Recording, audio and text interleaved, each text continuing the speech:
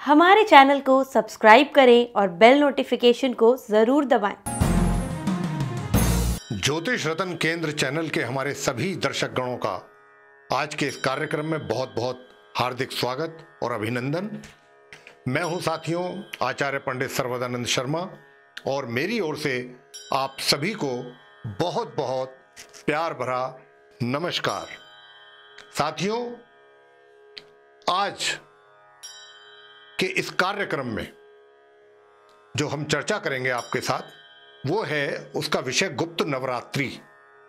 गुप्त नवरात्रि, तो ये जो गुप्त नवरात्रि है इसके विषय में हम आपको जानकारी देंगे कि इसमें ये कब होते हैं और इनको जब ये होते हैं, जिस समय आते हैं, जो इनका समय होता है, उस पर हम यानी कि जो भक्त हैं या जो जातक हैं या जो व्यक्ति हैं, महिलाएं हैं, पुरुष हैं, अगर वो इन गुप्त नवरात्रों में कौन से वो ऐसे कार्य करें कि जिनके करने से उनकी मन्नतें मां भगवती पूर्ण कर दें प्रसन्न होकर, इसी बात की चर्चा हम आपसे कर रहे हैं।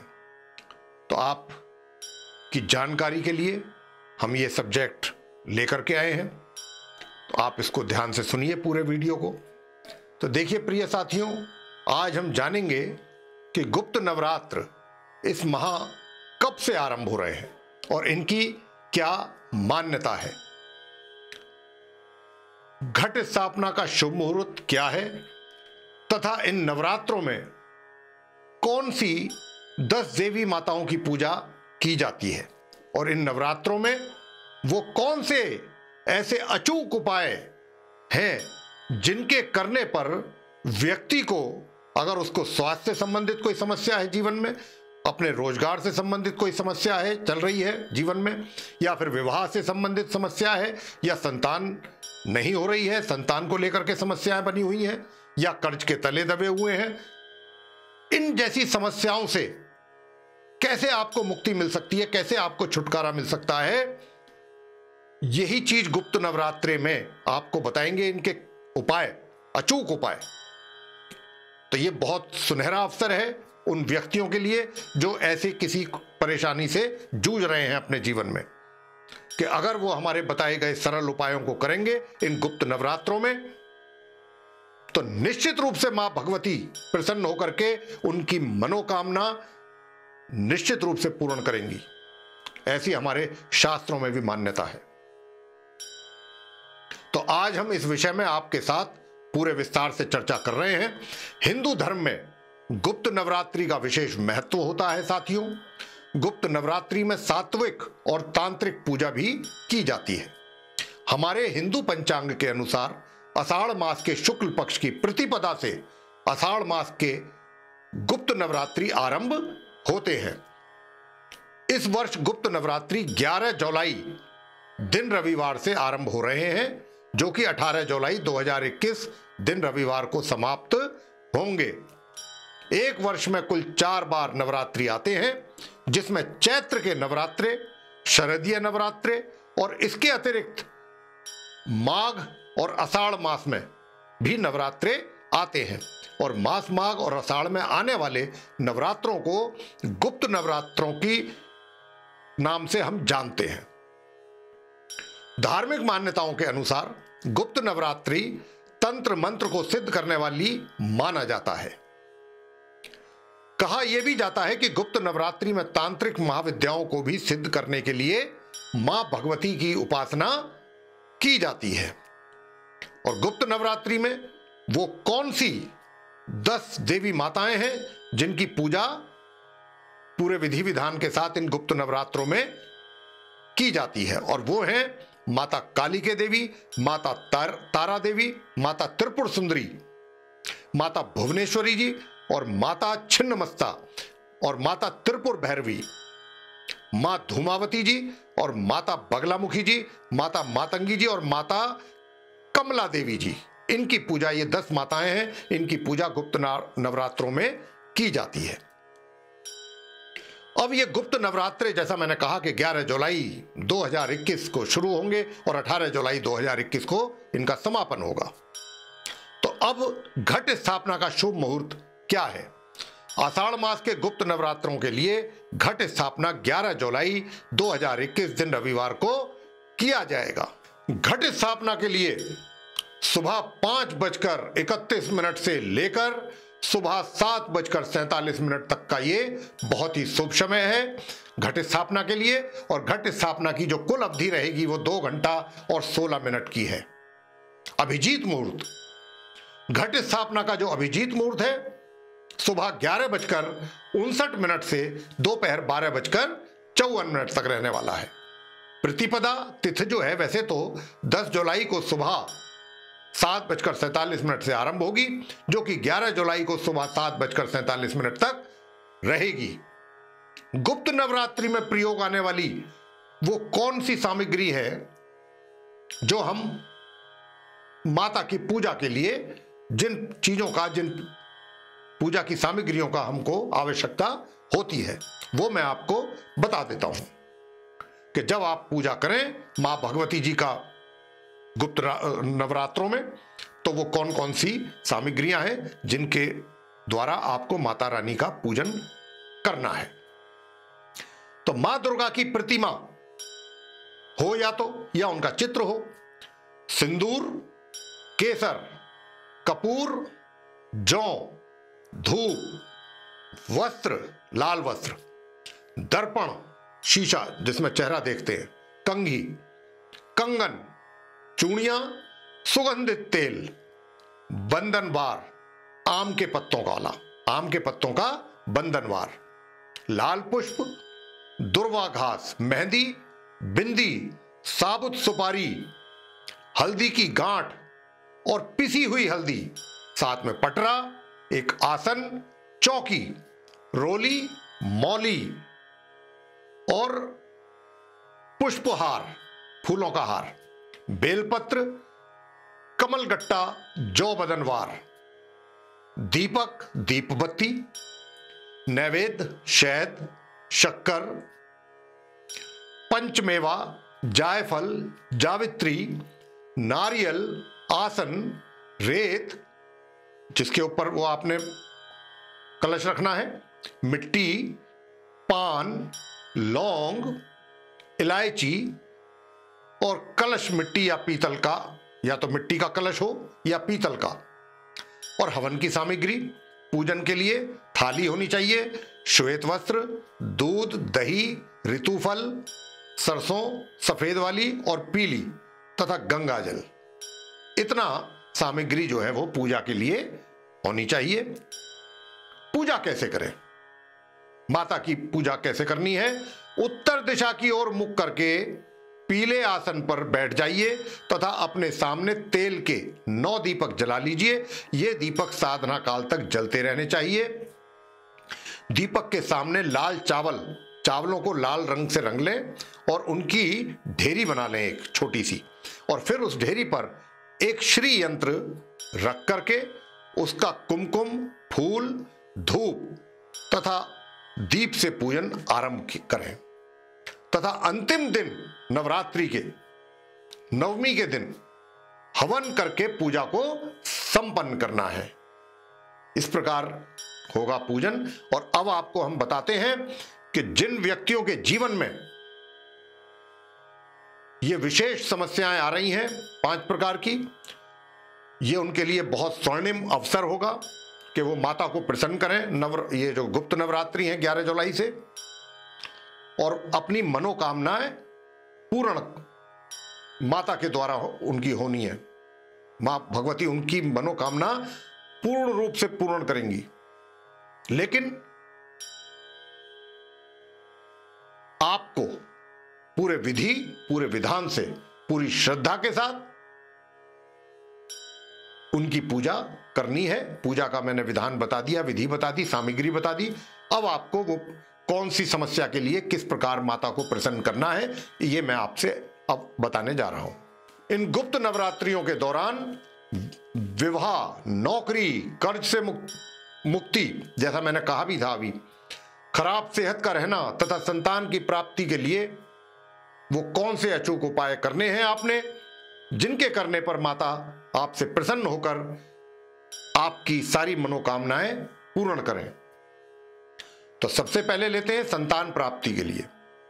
देखिए, गुप्त नवरात्रि के दौरान जो संतान प्राप्ति करना चाहते हैं अपने जीवन में, उनको 9 दिन माँ दुर्गा को पान का पत्ता, जो पान खाया जाता है, पान का पत्ता अर्पित करना चाहिए। और पान का पत्ता, ये ध्यान रहे, कटा फटा नहीं होना चाहिए कहीं से भी, बिल्कुल एकदम सही होना चाहिए। पूजा के दौरान इस मंत्र का आप जाप करें, 1 माला कम से कम करें, नहीं तो 3 माला या 5 माला, और बहुत आराम से, बहुत श्रद्धा से, बहुत प्यार से। नंद गोप ग्रह जाता यशोदा गर्भ संभवा ततस्तौ नाशी अष्टमी विंध्याचल निवासिनी, ये है मंत्र। इस मंत्र का आप 1 माला, 3 माला या 5 माला प्रतिदिन 9 दिन तक लगातार जाप करें संतान प्राप्ति के लिए। सिर्फ इतना करना है। संतान प्राप्ति के लिए क्या उपाय करना है, ये हमने आपको बताया है। अब जिनके जीवन में नौकरी की समस्या है, नौकरी नहीं मिल रही है, या फिर नौकरी कर रहे हैं तो नौकरी में समस्याएं हो रही हैं, उनके लिए क्या उपाय बनता है वो मैं आपको बताता हूं। नौकरी या जॉब में किसी भी तरीके की समस्या अगर जातकों को आ रही है तो इन गुप्त नवरात्रियों में 9 दिन तक मां दुर्गा को बताशा जो होता है खांड का बना हुआ सफेद रंग का, उस पर लौंग रखें, लौंग का जोड़ा, और रख करके मां भगवती जी के श्री चरणों में अर्पित करें 9 दिन तक लगातार। और इस 9 दिन किस मंत्र का आपने जाप करना है, और उस मंत्र का कम से कम 1 माला, 3 माला या फिर 5 माला प्रतिदिन 9 दिन तक लगातार जाप करें। और 9वें दिन फिर उसको जो है हवन करके आपने समापन करना है अपनी पूजा का। और मंत्र है सर्व बाधा विनिर्मुक्तो धन धान्य सुतान्वित मनुष्यो मत प्रसादेने भविष्यति ना संशय। मंत्र का जाप इस प्रकार आपने करना है और 9 दिन तक करना है। और 9वीं वाले दिन आपने जब ये पूजा करके, जाप करके, और उसके बाद हवन से इसका समापन करना है। जिन व्यक्तियों की सेहत ठीक नहीं रहती, सेहत खराब रहती है, वो अपने स्वास्थ्य को लेकर के परेशान है, उनको क्या करना है? खराब सेहत से छुटकारा अगर पाना चाहते हैं तो वो जातक सुन लें, 9 दिनों तक मां देवी को लाल रंग के पुष्प अर्पित करने चाहिए आपको। और इस दौरान किस मंत्र का जाप करना चाहिए? वो मंत्र है ओम क्लीं कालिकाय नमः। इस मंत्र का जाप करना चाहिए 1 माला, 3 माला या फिर 5 माला से। और इस उपाय को करने से व्यक्ति को स्वास्थ्य का लाभ होता है, माता प्रसन्न होती हैं और उनको आशीर्वाद देती हैं। वो जातक जो अपने जीवन में कर्ज को लेकर परेशान है, कर्ज नहीं उतर पा रहा है या कर्ज मिल नहीं रहा है, जो भी है, कर्ज से संबंधित समस्याएं हैं जीवन में और उनसे वो मुक्ति चाहते हैं, तो उनको कौन सा उपाय करना चाहिए? तो देखिए, अगर जातक अपने जीवन में कर्जों से या कर्ज से संबंधित विवादों से मुक्ति पाना चाहते हैं तो इसके लिए आपने क्या करना है? 9 दिनों तक, नवरात्रियों में 9 दिनों तक देवी माता के सामने गुग्गल जो धूप होती है सुगंध वाली, वो जलानी है। गुग्गल धूप को जलाना है 9 दिन, सुबह स्नान आदि से निवृत्त होकर के। और इस दौरान गुग्गल धूप जलाने के उपरांत आपने करना है इस मंत्र का जाप 1 माला, 3 माला या फिर 5 माला। मंत्र इस प्रकार है ओम ह्रीम दुम दुर्गाए नमः। ये मंत्र हो गया, इसका आपने जाप करना है। सिर्फ यही उपाय है जो आपने 9 दिन तक करना है।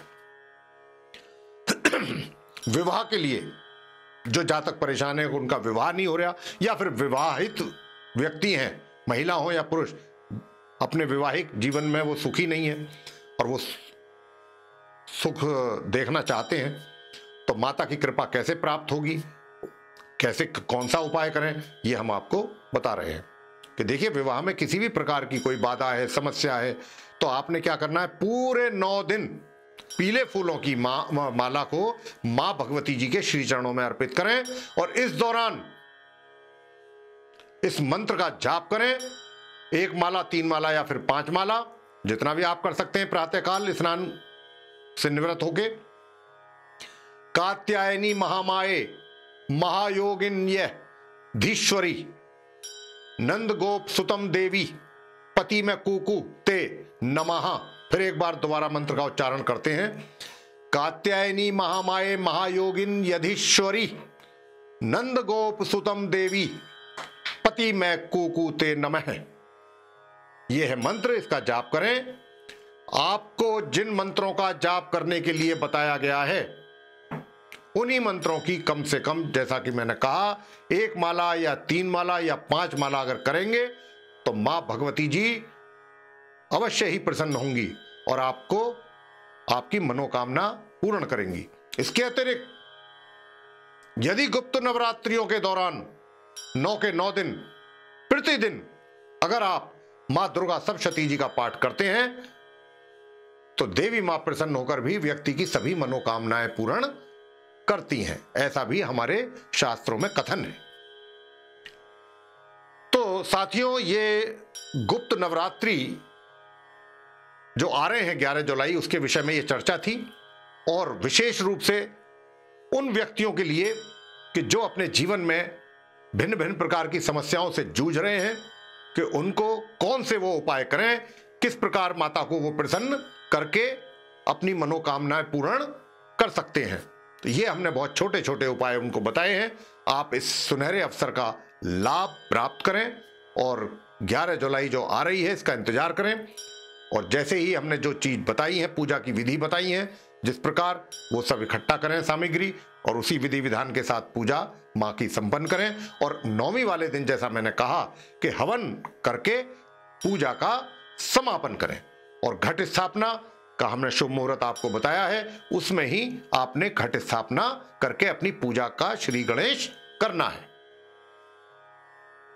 तो साथियों, ये था गुप्त नवरात्रियों को लेकर के आज का कार्यक्रम। आपको पसंद आया है तो आप इसको लाइक करें, शेयर करें, चैनल को भी सब्सक्राइब करना ना भूलें। साथ ही जो बेल आइकन है उसको अवश्य दबाएं ताकि आने वाले दिनों में जो भी हमारे नए कार्यक्रमों के वीडियोस हैं वे भी आप तक आसानी से पहुंच सकें और आप समय अनुसार उसका भी लाभ प्राप्त कर सकें। और इसके अतिरिक्त अगर आपके मन में कोई क्वेरी है, कोई जिज्ञासा है पूछने की, तो आप नीचे कमेंट बॉक्स में कमेंट अपना डाल सकते हैं। हमारी कोशिश होती है कि हम उन कमेंट्स का शीघ्र से शीघ्र उत्तर दें। और किसी कारण अगर आपको आपके कमेंट का उत्तर नहीं मिल सका है तो हमारे जो नीचे नंबर ये चल रहे हैं, फोन नंबर्स, आप इन पर संपर्क सीधे करके हमारे स्टाफ से आपकी बात होगी। उनसे आप बात करके अगर आप हमसे अपॉइंटमेंट लेना चाहते हैं, हमसे मिलना चाहते हैं व्यक्तिगत रूप से, और आपके मन में कोई भी जिज्ञासा है ज्योतिष से संबंधित या कोई प्रश्न है, कोई आपको प्रश्न परेशान कर रहा है, तो हम उसका, अगर आप ज्योतिषीय उसका निराकरण करना चाहते हैं तो आप हमसे सीधे संपर्क कर सकते हैं, हमसे मिल सकते हैं, अपॉइंटमेंट ले सकते हैं। तो इसी के साथ बहुत बहुत धन्यवाद। जय माता दी।